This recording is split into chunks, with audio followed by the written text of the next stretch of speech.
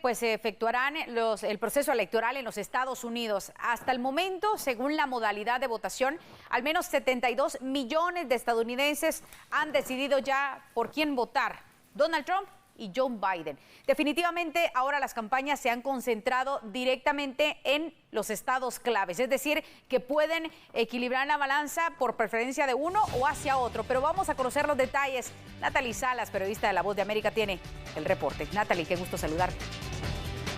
Hola, muy buenas tardes, Diana. Buenas tardes a los amigos de TN23. Bueno, sí, ciertamente ya las cartas están echadas y estamos en la recta final para estas elecciones generales del 3 de noviembre. No solamente estaremos escogiendo el presidente de Estados Unidos, sino también renovando la totalidad de la Cámara de Representantes y la tercera parte del Senado de Estados Unidos. Los dos candidatos, Joe Biden, candidato demócrata, y el presidente Donald Trump, y también candidato a la reelección por el Partido Republicano, están en este momento en Florida, justamente uno de los estados claves, como tú lo señalabas, Diana, porque son esos estados llamados pendulares o bisagra, porque son estados en donde las encuestas todavía no lo definir a un posible ganador. Además, el voto hispano está cobrando cada vez más fuerza. Primera vez en la historia que 32 millones de ciudadanos que son hispanos, de origen hispano, estarían pronunciándose en su voto en varios estados del país, siendo Florida uno de los más importantes, pero también seguido de Texas y Arizona, que son otros dos estados en donde los dos candidatos han estado haciendo mítines de campaña precisamente para poderse ganar el voto de estos hispanos. Esta minoría, que es la primera minoría o de mayor peso en este momento con las elecciones. Ahora bien, también sucede otro detalle interesante, y es que 300,000 personas aproximadamente de extranjeros naturalizados o que estaban en proceso de naturalización no van a poder ejercer su derecho al voto porque no pudieron ser naturalizados o de alguna manera formalizada su ciudadanía ante Estados Unidos, puesto que por la pandemia se cerraron muchas de las oficinas de inmigración y extranjería. Y también en este momento, por ejemplo, en el Centro de Investigación en la capital de Estados Unidos, aproximadamente 23 millones de personas naturalizadas, o sea, extranjeros naturalizados, estarían ejerciendo el voto en estas elecciones. Natalie, lo has dicho muy bien, se ha dado una modalidad de voto también por correo, que ya es una forma de hacerlo en otros comicios electorales en los Estados Unidos. Sin embargo, tenemos entendido que hay algunos estados que no permiten este tipo de votación. ¿Cómo se preparan para ese 3 de noviembre? Tomando en cuenta que, si bien es cierto, hay medidas muy relajadas, bueno, el COVID-19 sigue siendo una alerta. ¿Qué protocolos están aplicando ya preparando esos centros de votación?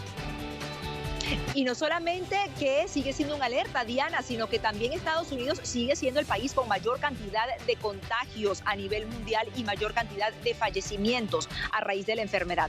Como tú lo señalabas, te explico un poquito. Aquí en la ley de Estados Unidos se establece el voto anticipado y el voto por correo, que es el llamado voto en ausencia. Es decir, aquellas personas que saben que no van a estar el día de la elección perfectamente pueden votar o de forma anticipada en cualquier jurisdicción, siempre sencillamente presentando su carnet de identidad, pero también lo pueden hacer por correo. En esta oportunidad, la modalidad del voto por correo es una que el presidente Donald Trump particularmente ha criticado en muchas veces, porque considera que no es lo suficientemente segura y que pudiera abrirle la puerta a un posible fraude. Eso es lo que ha señalado, algo que también han criticado no solamente a la demócrata, sino analistas, porque de alguna manera pone en tela de juicio lo que es el sistema electoral de Estados Unidos. Eso es algo que normalmente sucede en todas las elecciones. Las personas pueden votar de forma anticipada o por correo, pero en este día o este año pasa algo muy particular, y es que, como tú lo señalabas al principio de este enlace, más de 73 millones de personas ya han votado de forma anticipada,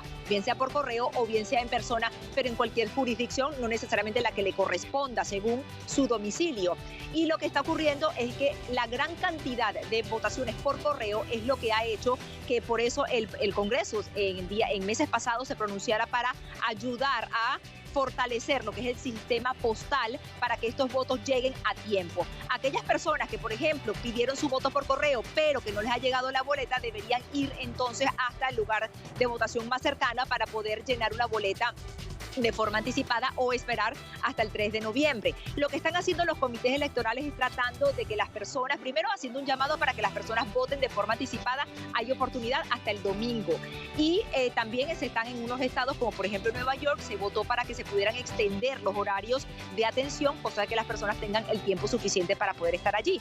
Ya ahora ustedes ven bastante cola, por ejemplo, o filas o líneas para poder votar. Anteriormente era un poco más relajado, las personas estaban como que pensando todavía tengo más tiempo para hacerlo. Ahora el 3 de noviembre tienes que votar sí o sí en tu jurisdicción específica o en el colegio electoral donde te corresponda, y de allí entonces que hay muchas personas que están tratando de apresurarse para ejercer el derecho al voto antes del 3 de noviembre. Lo que están haciendo los comités es tratando de mantener la distancia física.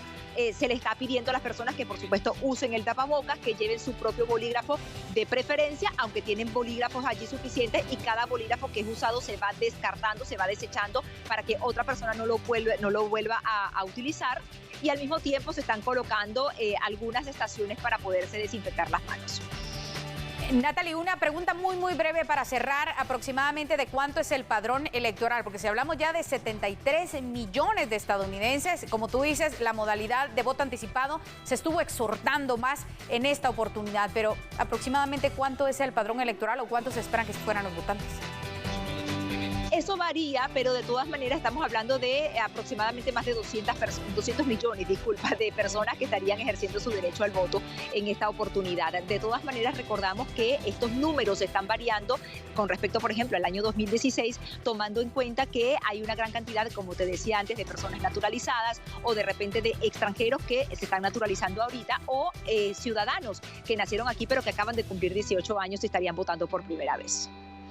Salas, gracias por ese completo reporte desde los Estados Unidos. Ya en Capilla Ardiente la cuenta regresiva ha comenzado. Mientras tanto, ambos candidatos están intensificando su campaña directamente en esos estados catalogados como Swing State o que les llaman bisagra también, que pueden cambiar de un momento a otro el resultado de estas elecciones en los Estados Unidos.